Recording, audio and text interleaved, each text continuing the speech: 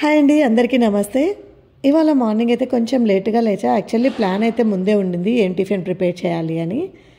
ఇంకా అదే బాబుకు లంచ్ బాక్స్ కూడా పెట్టేద్దాము అనేసి డైరెక్ట్గా ఇలా ప్రిపేర్ చేస్తున్నాను. ఇది వచ్చేసి మేతి పరాటా చేస్తున్నా.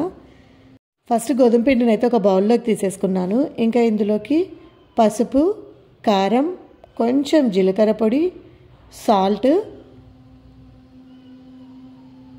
వాము, ధనియాల పొడి.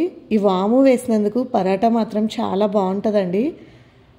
అండ్ నెక్స్ట్ వచ్చేసి ధనియాల పొడి కొంచెము, అలాగే ఆమ్చూర్ పౌడరు, చాట్ మసాలా, ఇవన్నీ కూడా యాడ్ చేసేసుకొని ఇందులోకి మంచిగా ఉత్త ఆకులు ఒక్కటే తీసుకోవాలి. యాక్చువల్లీ కాడలంతా తీసుకుంటే చపాతీ తిక్కేటప్పుడు ఇబ్బందిగా అనిపిస్తుంది.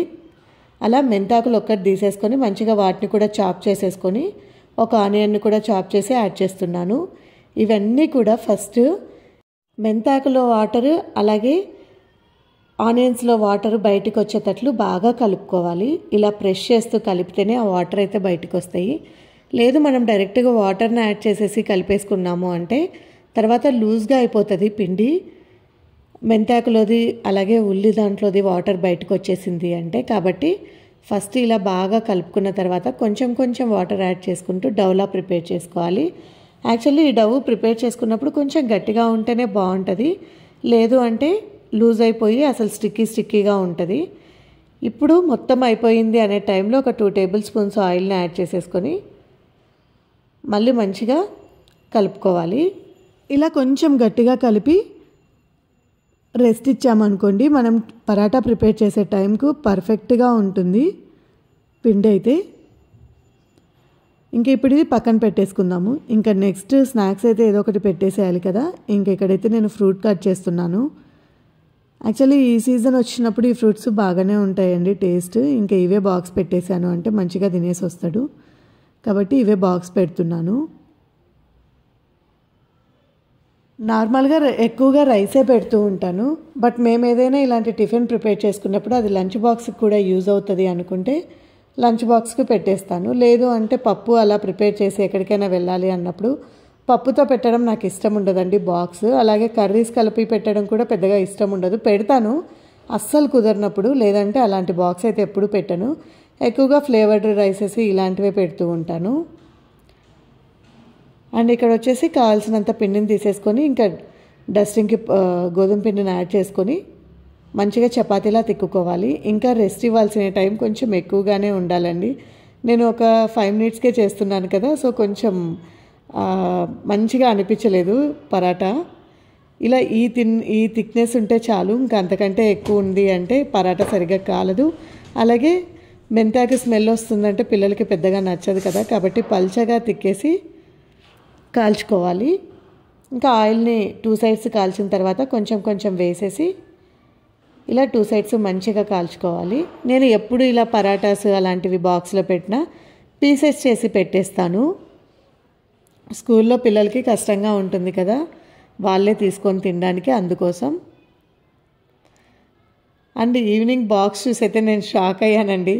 ఇలా తింటే మంచిగా కర్రీస్ అలాగే ఇలాంటి ఆకులు అన్నీ బాగా తింటారని బాక్స్ పెడతాను నేనేమో, వాడు లీవ్స్ అన్నీ పక్కన పెట్టేసి తీసుకొని వచ్చాడు.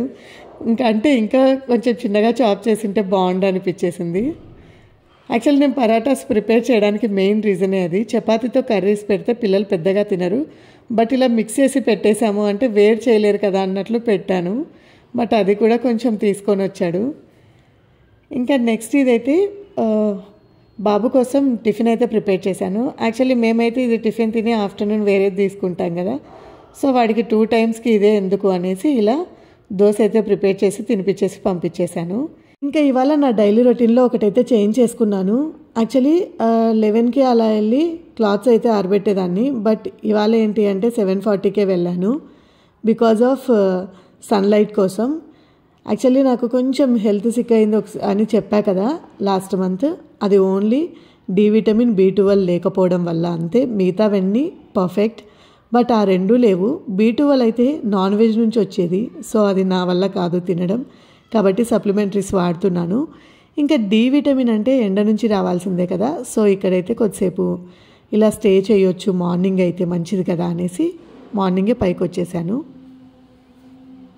ఇంకా బట్టలు ఆరేయడం అయిపోయిన తర్వాత కూడా ఒక 10 మినిట్స్ అక్కడే కూర్చొని మంచిగా రిలాక్స్ అయ్యి అయితే కిందకి వచ్చేసాను. ఇంకా ఇంట్లో వర్క్స్ అయితే అలాగే ఉంటాయి కదా, సో అవన్నీ కూడా ఫినిష్ చేసేసి ఇంకా జుంబాకి అయితే వెళ్తున్నాను. యాక్చువల్లీ ఈ మధ్య మంచిగా అంటే గ్యాప్ వచ్చేసింది కదా, అంత బాగా వర్కౌట్స్ చేస్తున్నా అని అనిపించలేదు. ఇంకా ఫుడ్ కొంచెం కంట్రోల్ చేద్దాం అనుకున్నా. ఎందుకంటే యాక్చువల్లీ వెయిట్ అయితే పెరగలేదు కానీ కొంచెం ఇబ్బందిగా అనిపిస్తుంది. మేబీ ఆయిల్ ఫుడ్ అలా తినడం వల్లనో ఏమో కొంచెం ఇప్పటి నుంచి తగ్గించుకోవాలి అనుకున్నా. ఇంకా అందుకే టిఫిన్ చేయకుండా వెళ్తున్నాను. టిఫిన్ చేసాము అంటే బాడీ హెవీగా అనిపిస్తుంది, దానికోసమే. ఇంకా వర్కౌట్ చేసి రాగానే ఆఫ్టర్నూన్కి అయితే ప్రిపేర్ చేసేది ఉంది కదా, ఇంకా మెంతాకు పప్పు చేద్దాం అనుకున్నా. యాక్చువల్లీ మార్నింగ్ మెంతాకే, ఇప్పుడు మెంతాకే. ఎందుకు అంటే నేను ఏదైనా మార్కెట్ నుంచి ఆకుకూరలు తెచ్చానంటే 1 or 2 డేస్లో కంప్లీట్ చేయడానికే చూస్తాను. లేదు అంటే ఆకుకూరలు బాగా అంటే ఫ్రిడ్జ్లో కూడా చెడిపోతూ ఉంటాయి, అందుకోసమే ఇలా ప్లాన్ చేసుకుంటాను. ఇంకా ఎగ్స్ అయితే ఫస్ట్ బాయిల్ చేసుకుంటున్నాను. చెప్పా కదా ఫుడ్ తగ్గిద్దామనేసి, దానివల్ల ఎగ్ని తింటే కొంచెం ప్రోటీన్ ఎక్కువ అవుతుంది అని ఎగ్స్ అయితే బాయిల్ చేస్తున్నాను. పప్పు ప్రిపేర్ చేసుకోవడం కోసం అయితే ముందుగా 1 కప్పు కందిపప్పు అయితే తీసుకుంటున్నాను. దీన్ని మంచిగా వాష్ చేసేసి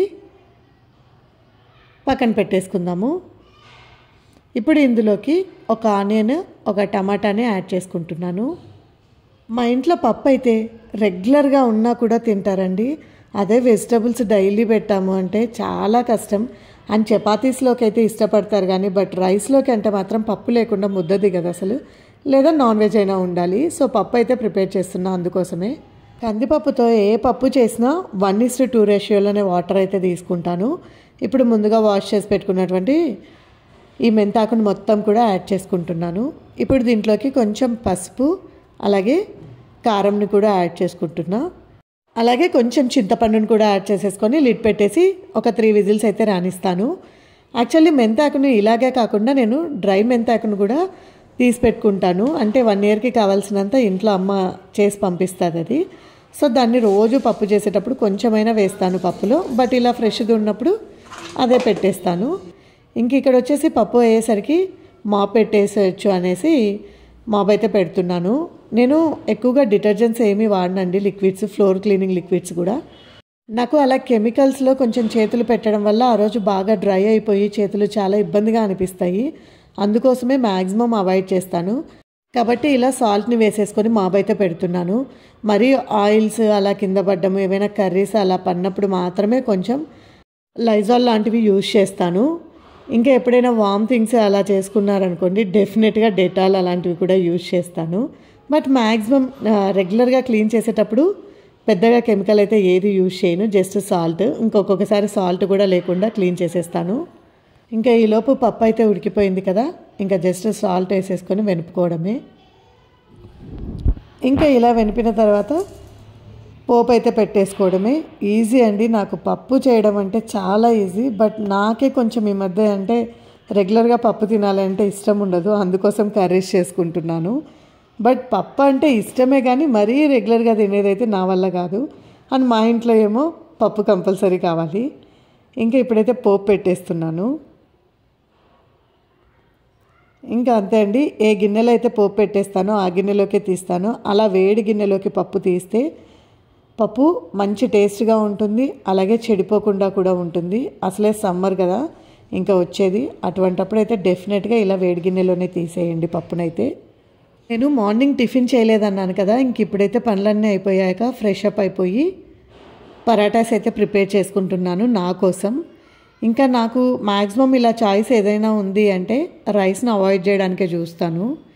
ఇంకా ఈ పరాటాస్లోకి నేనైతే టమాటా చట్నీ కానీ లేదంటే మామిడికాయ చట్నీ అలా తీసుకుంటాను. అండ్ పెరుగు కూడా. యాక్చువల్లీ పెరుగుతో బాగుంటాయి కానీ ఉట్టి పెరుగు తింటే నాకు చప్పగా అనిపిస్తుంది, కాబట్టి పికిల్ ఏదో ఒకటి అయితే వేసుకుంటాను. అందులో మనకి ఈ స్పైస్ అయితే సరిపోదు పరాటాలో వేసింది, కాబట్టి డెఫినెట్గా చట్నీ ఉండాల్సిందే. ఎగ్ అయితే 11కి అలా తినేసాను. ఇంక ఇప్పుడు జస్ట్ పరాటాస్ తినేసేయడమే. ఇంకా యాజ్ యూజువల్గా నాకు కొన్ని ఎడిటింగ్స్ చేసేవి ఉన్నాయి, ఇంకా వర్క్స్ అయితే చేసేసుకుంటాను. వీడియో నచ్చితే సబ్స్క్రైబ్ చేసుకోండి. Thank you for watching.